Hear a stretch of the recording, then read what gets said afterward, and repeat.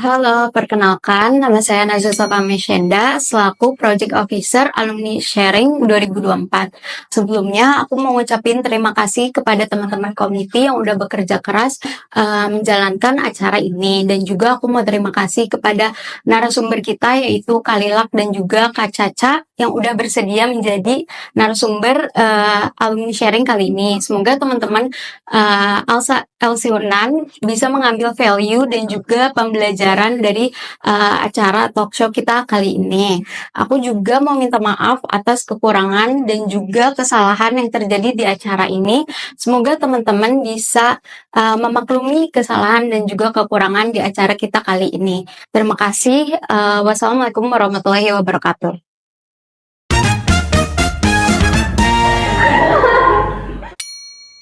Halo, kenalin nama aku Yola Pratoaini Marfayuzon, biasa dipanggil Yola. Aku member 5 di Alsasiunan. Jabatan terakhir aku di Alta itu TKP 1. Oke, semuanya teman-teman kenalin. Aku Aditya Falsevia Lapindra, biasa disapa Caca. Aku member Alsa, angkatan 2020, alhamdulillah udah jadi alumni kemarin. Terus terakhir jadi aku di Alsa sebagai Vice Director Organizational Affairs. Selamat menang. Jadi waktu aku jadi maba itu kan masih Zoom ya, jadi pengenalan organisasinya itu masih secara Zoom. Terus dari aku tiba-tiba jadi kayak ngantuk banget selama proses, tiba-tiba ada nih Alsa, perkenalan dari Alsa. Terus aku jadi tertarik deh buat masuk Alsa, karena Alsa itu kan skalanya lebih ke internasional ya. Jadi aku tiba-tiba tertarik untuk masuk Alsa, karena aku melihat apa yang aku cari di Alsa itu gak ada di organisasi lain gitu. Kalau misalnya aku malah waktu perkenalan saat itu aku tidur. Terus aku tiba-tiba diajak sama aku kan kayak saya udah ke Alsa yuk, terus kayak Alsa apa antum? Ya pokoknya di IG-nya kayak saya juga nih ada di UI, UGM, terus bahkan ada di Malaysia, terus di Jepang juga bahkan ada kan ya. Terus kayak keren banget dan daftar, dan aku tuh daftar hari terakhir dan jam terakhir 23.50 aku baru submit itunya profil aku, Karena keren gitu ya. kayak buru-buru nih harus kerjain deadline-nya soalnya betul. Pencapaian terbesar aku, mungkin aku cerita sedikit ya. Jadi goals aku nih sebelum mulai kuliah itu goals aku cuma 3 nih yang gede. Yang pertama, aku harus masuk salah satu organisasi benar-benar yang keren dan prestigious. Yang kedua, aku harus ikut salah satu perlombaan yang juga keren dan prestigious. Dan yang ketiga, aku harus bisa nih magang di tempat yang oke gitu. Dan alhamdulillahnya ketiga-tiganya tercapai. Mungkin itu aku jadikan sebagai salah satu biggest achievement aku ya selama beralsa. Mungkin tips dari aku buat teman-teman yang itu tadi, jangan lupa buat nyimbangin semuanya antara akademik dan juga kegiatan berorganisasi. Terus jangan pernah menyerah juga, selalu cari tahu. Dan kalau misalnya ada kegagalan atau belum tercapai keinginannya, itu hal yang biasa. Yang penting kalian selalu berusaha untuk mencapainya juga. Kalau misalnya aku tuh sejak awal aku juga bikin timeline, Mak. Aku bikin timeline dari tahun pertama itu aku jadi staff riset organisasi keren. Tahun kedua aku jadi pengurus inti, terus tahun ketiga aku magang, lalu tahun selanjutnya aku fokus skripsi. Tapi ternyata ada satu poin di mana kayak aku ngerasa aku tuh bisa loh lebih dari ini. Aku nggak bisa aku bisa melebihi, nggak cuma jadi manajer aja, karena aku bisa jadi TD. Akhirnya aku mencoba menantang diri aku, dan akhirnya aku mendapatkan diri sebagai vice director. Kalau misalnya aku pengalaman di Alsa yang mungkin menurut aku bakal bisa bermanfaat untuk dunia kerja, pertama dari leadership kali ya. Karena dalam leadership kan kita bisa memimpin orang, dan gak lupa juga kita bisa mendengarkan orang lain. Itu yang pertama. Terus mungkin komunikasi, gimana kita menyampaikan sesuatu, mengarahkan sesuatu pada orang itu bakal ngerti sama ucapan kita. Gitu, komunikasi. Terus mungkin problem solving kali ya, kan Alsa banyak banget kendala-kendala yang dihadapi. Kalau misalnya mungkin salah satu contohnya kita ngajuin broker, terus ketemu masalah nih, mungkin ada yang sesuatu yang terhambat, terus kita harus mencari cara dan jalan gimana bisa menyelesaikan masalah tersebut. Itu kan juga problem solving ya. Terus mungkin apalagi ya, kayak manajemen emosi.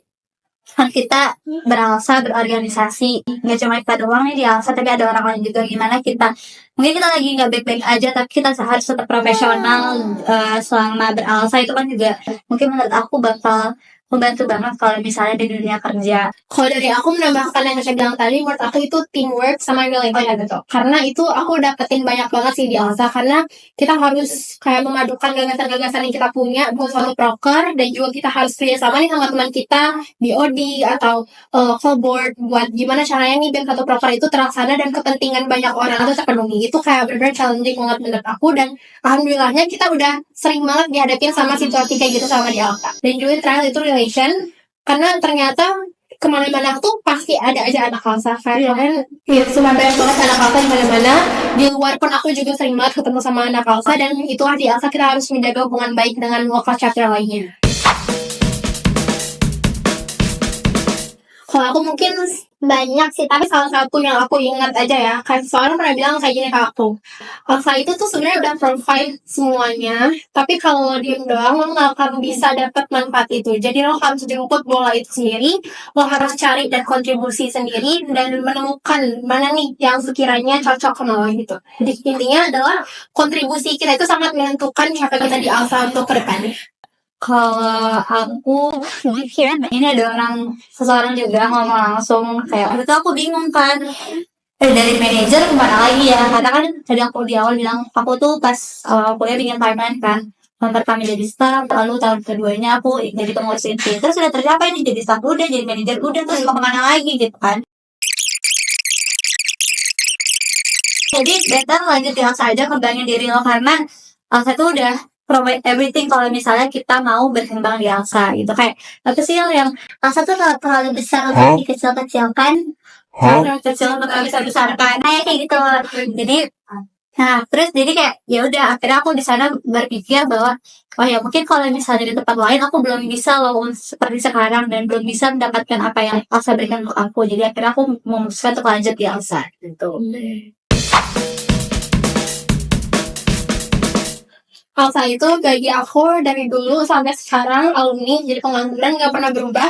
Artinya selalu Alsa itu adalah rumah tempat aku berkembang, tempat aku mencari teman, tempat aku berdiskusi, tempat aku membangun relasi, semuanya adalah tempat aku pulang. Yang terakhir itu adalah Alsa. Jadi arti Alsa itu gak pernah berubah dari aku jadi member, dari aku baru menjadi maba FKUA sampai aku setelah menjadi alumni juga Alsa tetap menjadi rumah buat aku. Kalau untuk aku sama kayak Dila, dari awal aku jadi member biasa, terus tiba-tiba jadi VD, terus sekarang pengangguran, aku tetap jadi rumah bagi aku. Bahkan senang banget kan diajak untuk ikut video ini, senang banget, alhamdulillah masih diingat loh.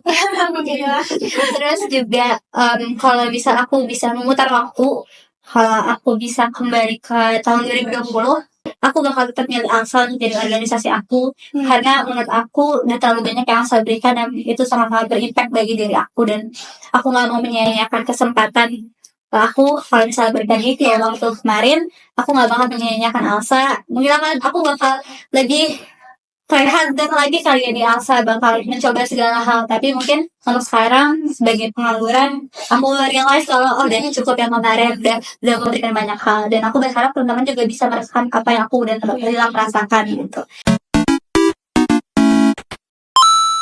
Pernah atau nggak pernah kakak merasa capek banget sama kegiatan organisasi, jadi rasanya pengen udahan aja nih di kegiatan organisasi? 1, 2, 3. Beda ya. Dari kalian dulu deh, pernah kayak ngerasa jenuh banget, pernah, tapi sampai Iya, yang capek banget sampai rasanya pernah atau nggak pernah kakak kesel sama teman satu divisi sendiri? Kalau pernah, apa alasannya yang kemarin? Pernah atau nggak? 1, 2, 3. karena kayaknya semuanya banyak banget kesalahan temennya dia sendiri. Pernah atau nggak pernah kakak ketiduran saat rapat Alsa, kayak atau pas sidang Alsa? 1, 2, 3.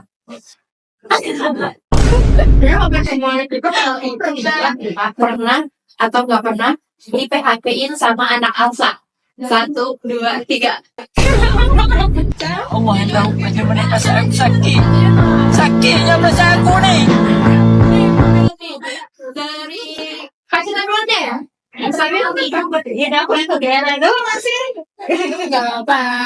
Kalau di PHP-nya tuh dalam konteks ini aja kali ya, cari aman ya. Bombastic side eye. Criminal offensive side eye. Konteks misalnya hari ini ngumpul, terus tiba-tiba udah hari H, nggak bisa. Nah itu kan PHP, nah itu Aman banget ya jawabannya.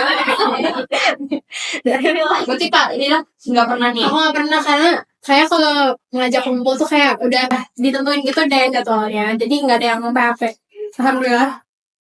Pernah atau nggak pernah nih kakak bohong buat nggak datang acara atau event Alsa? 1, 2, 3. Bohong karena waktu itu kayak agak telat dikit karena justru ternyata tuh aku baru bangun karena capek banget. Tapi aku bilang kayak bentar ya lagi ada urusan gitu. Pernah bohong gimana nih Kak? kalau aku pernah bohongnya karena lagi capek dan jenuh banget kan biasa. Jadi kayak pengen istirahat sehari aja, please nggak ada aku ya sehari aja. Jadi aku bohong kayak lagi kurang badan. Karena kan iya dalam enak badan tapi sebenarnya kalau untuk fisik tuh bisa aja cuman kayak mentalnya capek banget ya. Jadi kayak ya gitu. Pernah atau nggak pernah kakak tuh di protes itu apa sama teman atau pacar atau keluarga yang kayak kok alasan terus sih, kok apa terus sih ya kayak gitu Kak? Pernah atau nggak pernah? 1, 2, 3. Kata udah kalau aku nongkrong sama teman-teman gitu kan kayak tetap harus zoom, kadang tetap harus megang laptop, tetap harus ada aja yang dikerjain. Terus kayak kapan sih nggak usah gitu. Jadi kayak pernah. A few moments later. Aku dari orang tua ya. Kalau dari orang tua kayak Sabtu kan orang tunggal, jadi kayak kadang mama tuh minta ditemenin kan Sabtu Minggu kayak pergi ke sini ya, terus aku bilang kayak nggak bisa, ada Alsa kayak Alsa mulu itu kan nggak Alsanya sih gitu. Ya udah nanti tiba-tiba aku udah jadi manajer, aku jadi PD, jadi kayak jadi tuh berkalinya banget sih bu.